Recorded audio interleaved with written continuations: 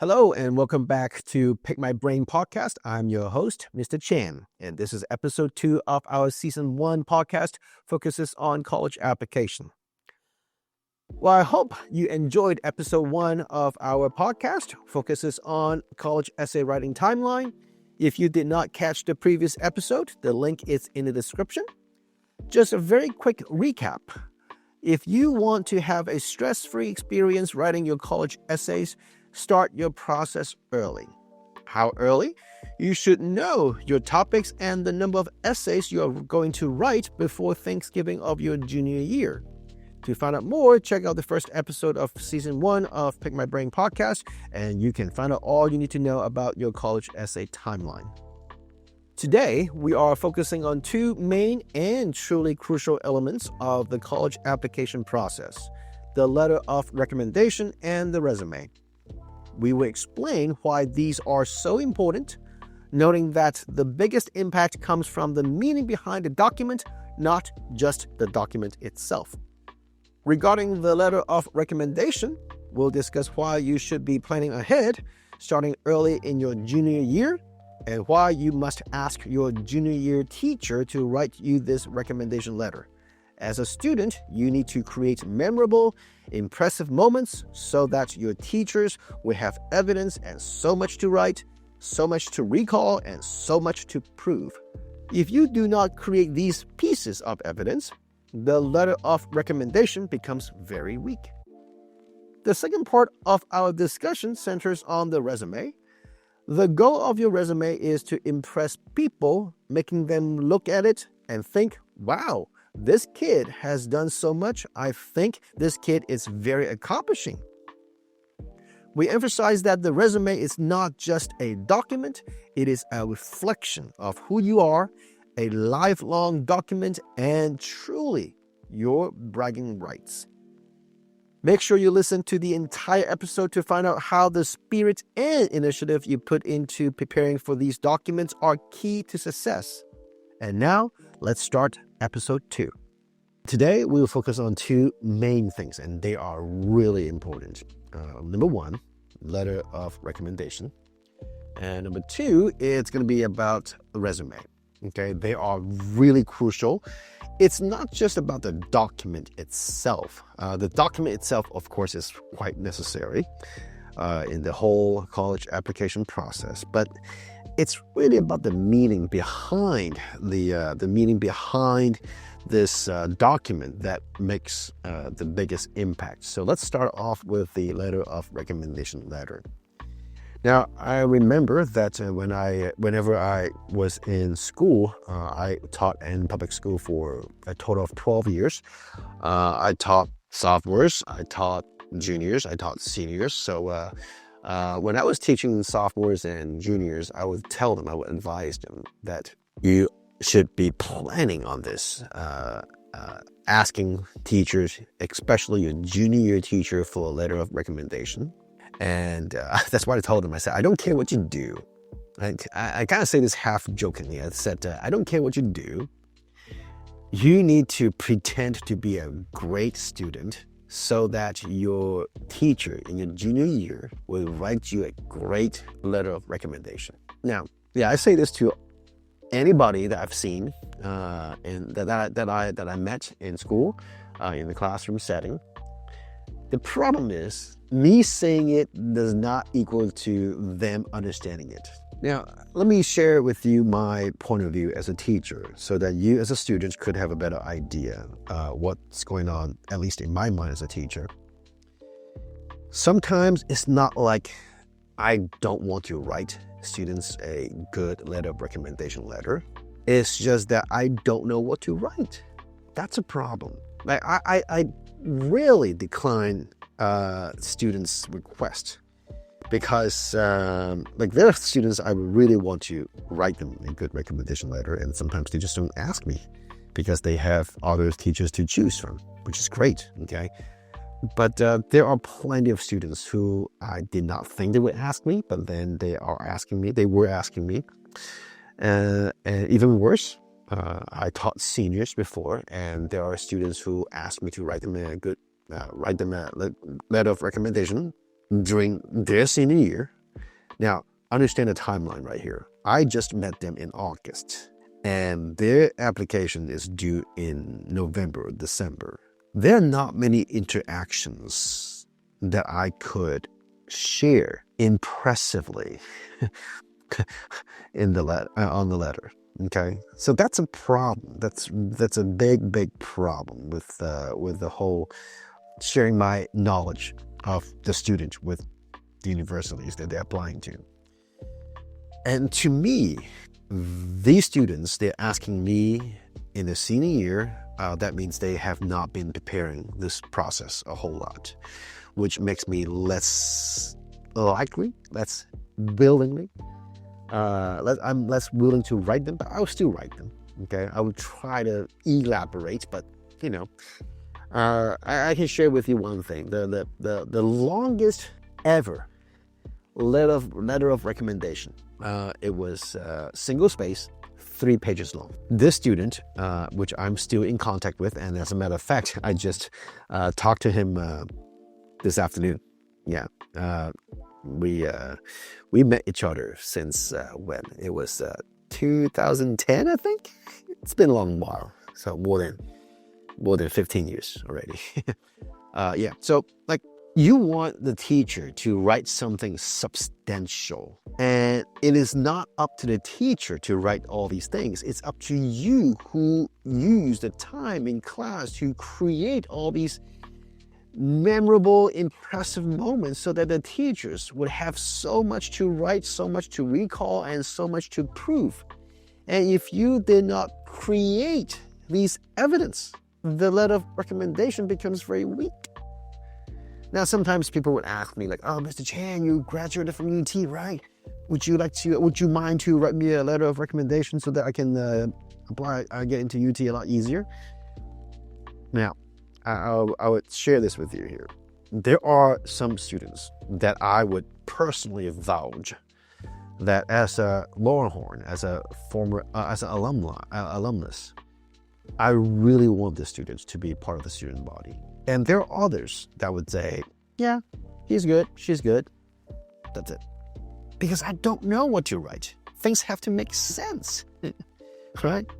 So please, if you're listening this episode, and if you're a junior year student, I hope you're listening this early. If you're a sophomore, then do more preparation.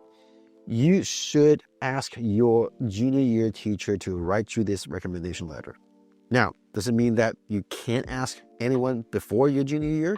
You could, but if you do that, then you need to make sure that you and this teacher are in good contact during your junior year so that the teacher still knows you well enough to write this letter. The problem is sometimes, when you move on, right, you go to, you finish your sophomore year class and you go to a junior year class, and then you just don't see the teacher. And then it'll be weird. It will be weird to just pop up and say, "Hey, teacher, could you write me a letter of recommendation?" And I'll be like, okay. I, as a teacher, do not like this kind of scenario. I don't like to be put in this kind of situation. So please, if you're listening to this episode, plan ahead, okay? Ask yourself, which 2 or 3 teachers or 4 teachers are you going to ask? And by the way, when you ask, you're not waiting until your senior year to ask. You should ask after spring break, definitely before the end of your junior year. Make sure you give your teacher a deadline. Make sure you tell your teacher how to submit your letter of recommendation.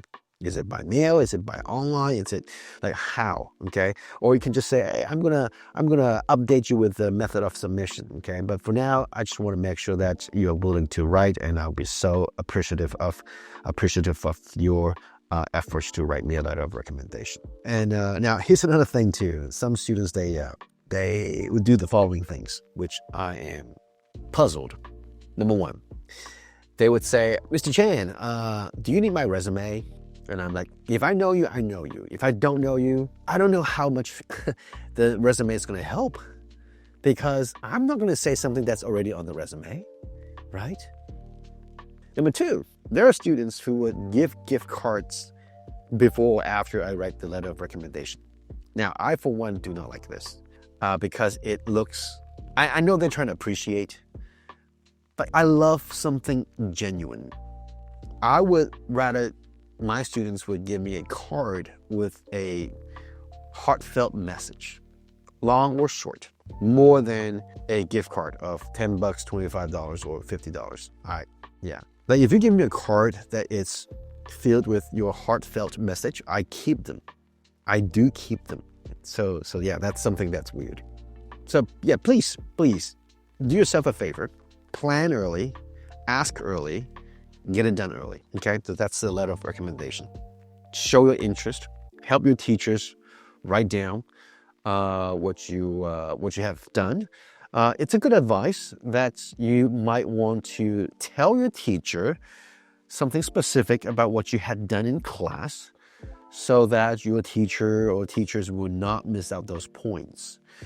It's also a good idea that you engage with the teacher about what you want to do in the future. I, for one, I would love to include how this student that I'm recommending will be a great person to study or to become this professional. But if you do not tell me that you want to be in this major or that major, then you're not helping, okay?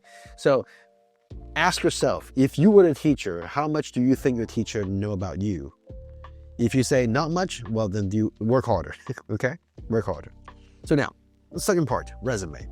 Now, this resume part, if you're listening to this part as a junior student, there's still time for you to catch up. But let me just share with you my little quick story about my resume. I did not know much about resume until I became a college student, my second or third year in college. And by the way, I spent 5 years in college, so don't be like me.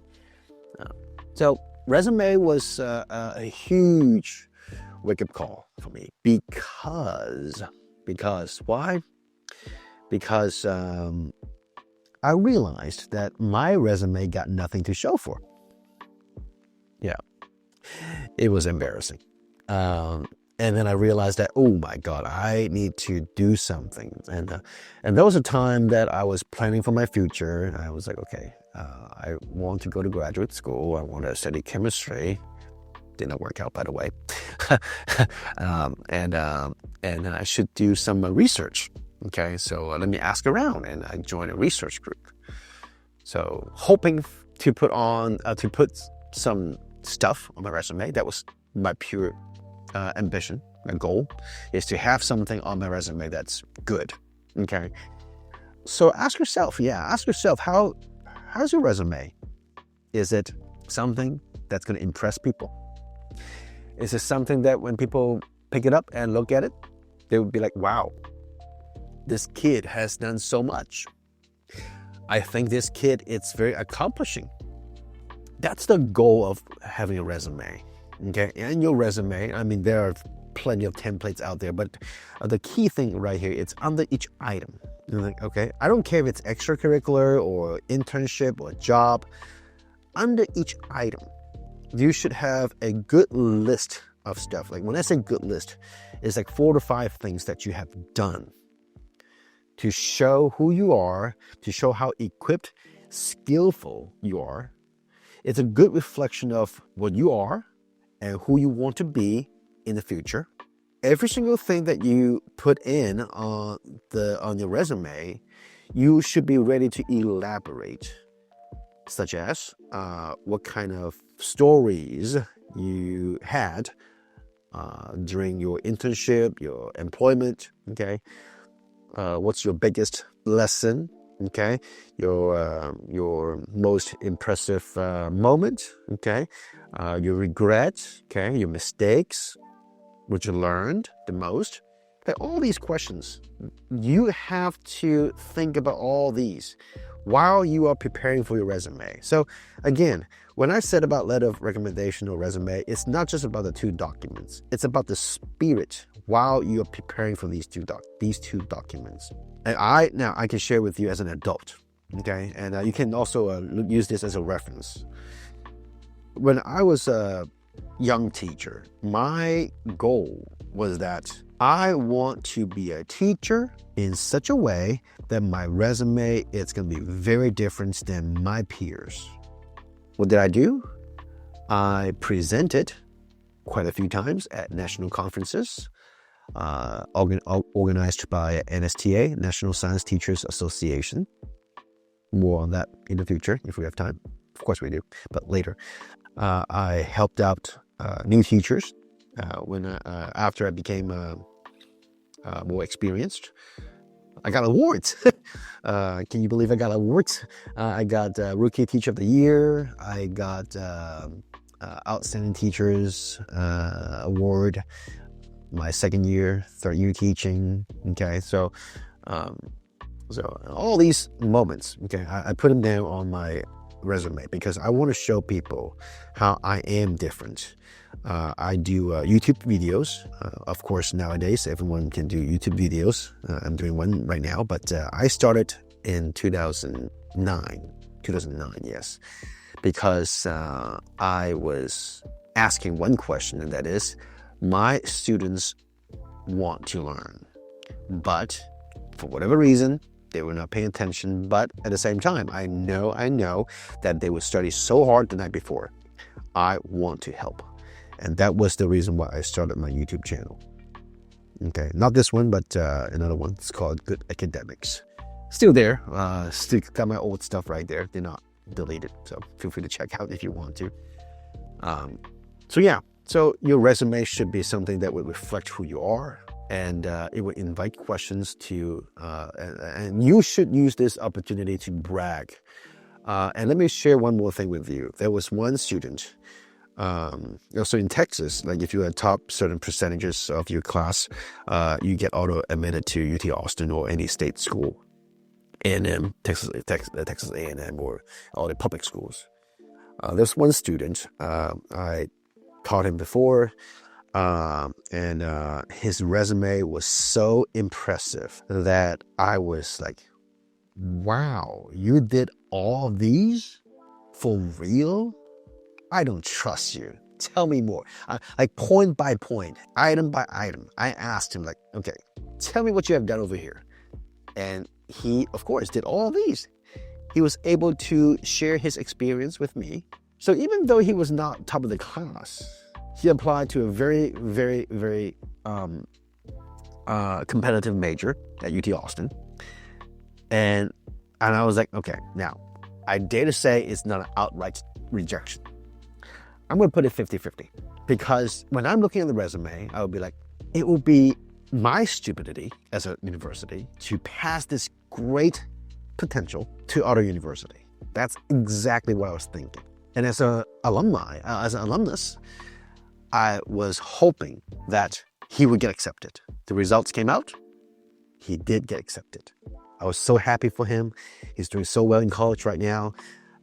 So things do pay off. Okay. Now, does it mean that if you don't go to your desired college, it's doomed? No. Okay. And we'll get to that in the episode 6. Okay. So no spoiler. But yeah, show your resume so that people would have a good idea of who you are by just looking at it. Okay.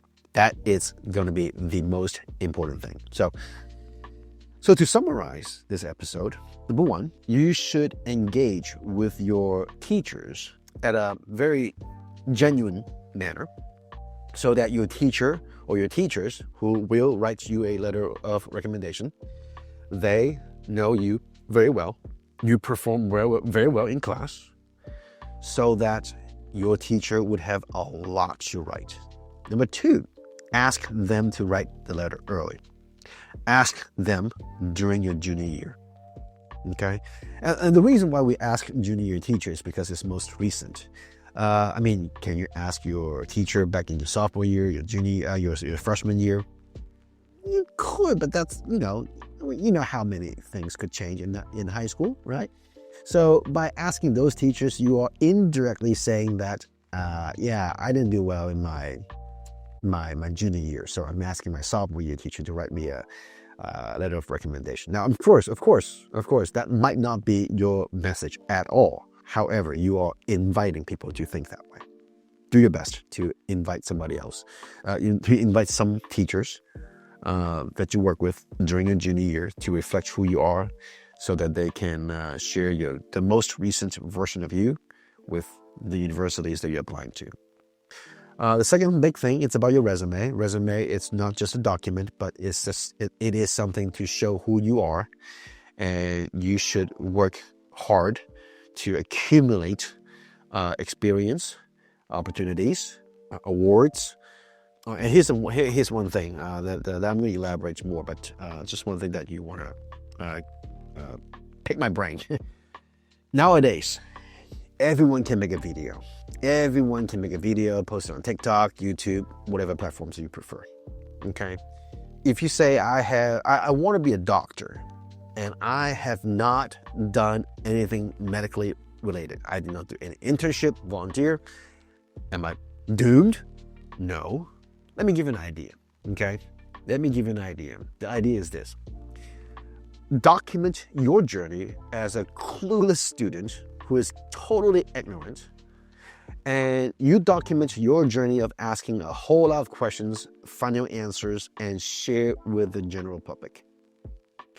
Through this journey, as a YouTuber or a content creator, you deepen your understanding of medicine. You spread the knowledge of medicine, the cool side of medicine with other people. And hey, that's one heck of a story to tell, right? And there was a book called The World is Flat, and it was a very good book. One thing that it mentions is that we are living in an age that the world is indeed flat. Meaning what? Meaning that anyone can make something for your own self. You don't have to wait for your supervisor, your company, or your country to help you out. You can do it all by yourself, as long as you have the initiative to do it yourself. Okay, so that's the key thing. So please make sure that you are seizing all the opportunities to create a narrative, to create a story for yourself. And resume is one of the pieces, one of the evidence that you will show your college, your universities, colleges, universities that you apply to, and of course your future workplace. It's a lifelong document, and so make sure that you're well aware of this document. It is your bragging rights. Okay, so that's it for today. The next episode, when we come back in episode 3, we are going to focus on extracurricular activities. Preview. The more is not necessarily the merrier. So tune in to the next episode of Pick My Brain Podcast, Season 1, College Application, and find out more about extracurricular activities. All right. See you soon. Bye.